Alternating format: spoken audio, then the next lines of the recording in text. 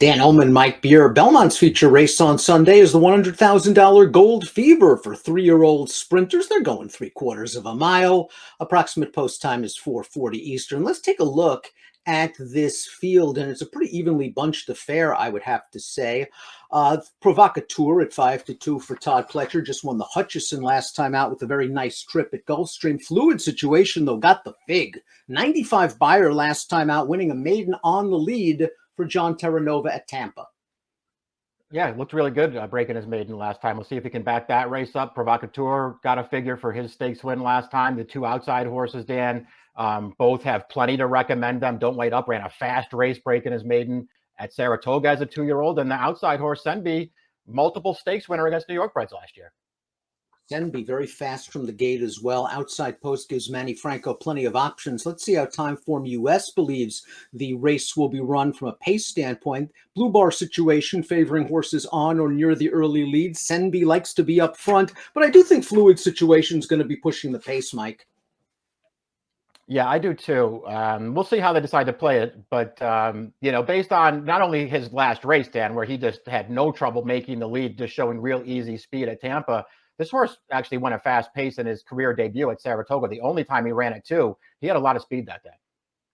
Number 1, Dance Code, is hoping there's a little bit more pace than Timeform US expects. You see his chip clip. He is near the back of the pack. This horse won the Parks Juvenile in his final start as a 2-year-old. I talked to Juan Vasquez after the race. He really liked this horse at the time. He wanted to run him in the Jerome. He decided instead on the Parks Juvenile. It was the right choice. And he told me after that race, I can't wait to stretch him out. Well, he's run twice, and they've actually cut him back in distance. 6 furlongs last time out. Faced a couple of next out winners. This seems like a tough spot. That's interesting you say that. I'm in the same camp as Juan Vasquez. It's not like I really liked this horse for a while last year. I thought he ran some really good races, and I just felt like he hadn't run anything fast yet, Dan. I just felt like he was a lot better than he looked on paper. They came to Aqueduct for the Wingfield, and he was just no match for those horses. Never got involved that day. A very mediocre fourth. And he didn't exactly, take a big step forward in his most recent start. He didn't run terribly last time, but he didn't take a big step forward, and he needs to take a big step forward. The number 2 is Runnin' Son of a Gun, coming off a victory at Parks and a first-level optional claimer. Let's take a look at that race right now, going 7/8 of a mile. He sits on the outside. It was a very good spot for trainer John Toscano, who's managed this horse very well since claiming him for $40,000 out of his second lifetime race. The good news for Runnin' Son of a Gun is he's won 3 of his last 4 races. The bad news is the one loss came the one time he ran against stakes horses, and he was listed as a vet scratch at Aqueduct on April the 9th.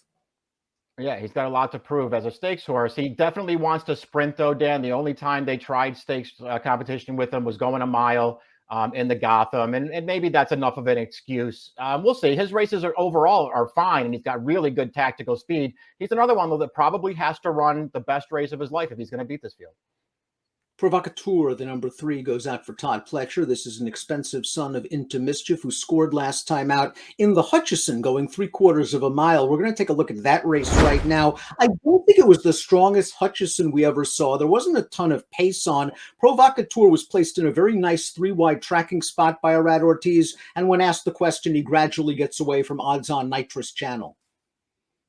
Yeah, I mean, there's nothing to really knock about this performance, Dan. He did what he had to do. If I'm being honest, it left me a little bit cold. He got a 90 when I watched it back. I was like, all right, I guess he ran fine in here. The horse that he did beat there was a heavy favorite, but he only had 1 prior start. He just broke his maiden first time out with a figure, so I guess everybody jumped all over him. I don't know. I guess this horse is okay. I liked some of his races as a 2-year-old, but I didn't love his pass go, and I wasn't blown away by his Hutchison. Fluid Situation, the number 4, showed good speed in his career debut at Saratoga. John Terranova told me he had some little baby issues that kept him out for the remainder of the year. He wanted to send this horse down to Tampa originally with his main string, but he got sick on him, so he kept him in New York. He ran him once, and that had him set up perfectly for when he did send him down to Tampa Bay for the start we'll show you right now. 7/8 of a mile. Fluid Situation never gave this field a chance. He went right to the front. He was well rated by Sammy Camacho, and he sprints on home. Yeah, I mean, he just had this thing well in control right from the start. He broke really well from the gate, had no trouble making the lead, again, with easy speed. And he's just, thoroughly dominant against this field, ridden out to the end. Really nice performance, Dan. Again, his career debut at Saratoga, only one start as a 2-year-old, but he ran better than it looks that day. And then off the layoff, I just sort of feel like maybe they were even giving him that race in February, Dan, because he, again, broke really well from the gate, could have been on the lead. They did not put him on the lead. They rated him. I feel like they were giving him that race.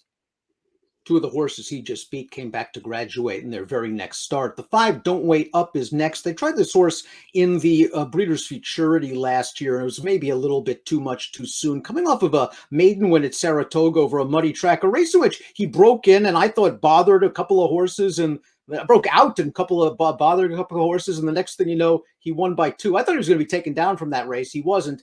His last start at Evangeline, he's got to improve off of. That was a weird spot to bring this horse back in for his 3-year-old debut down at Evangeline.